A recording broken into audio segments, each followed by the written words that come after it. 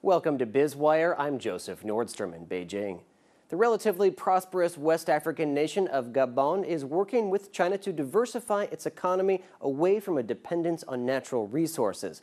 Chinese investment is also helping to develop the country's agriculture and fishing industries. But the relationship is not without its problems, as in January, Sinopec, through its subsidiary Addax, settled a tax dispute for over $400 million, and a month later, a deal for iron ore fell through as Gabon sought better terms.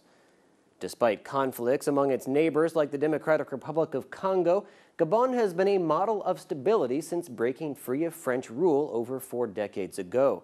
Political stability and natural resources like oil, timber, iron, and diamonds has raised living standards, with gross national income averaging over $14,000 per person, though inequality leaves a third of its 1.5 million people living below the poverty line.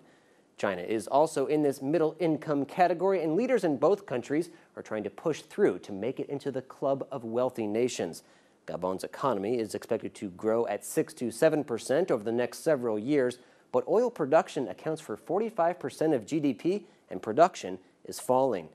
Unemployment is around 20% and could be as high as 36% for the young. To create jobs, officials say they are spending billions of dollars building infrastructure, much of it with Chinese help.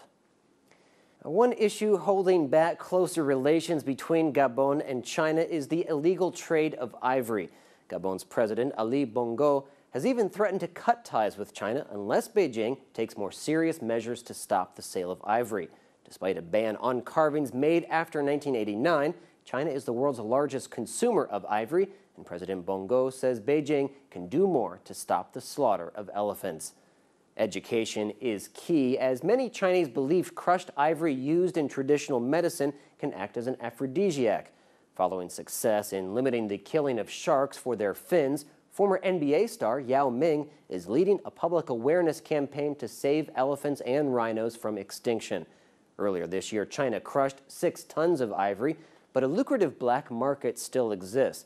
Despite the friction caused by elephant and rhino poaching, Gabon and China have much to offer the other. Gabon would like to add more industry, an area in which China certainly has much experience. A significant aspect of China's attention to Gabon and African countries in general is that it is giving each state more leverage to seek the most favorable deal with others. And whether it be through the old colonial ties in Europe or with the U.S., Japan, or China, African states are able to negotiate better deals on their own terms as each bids against the other.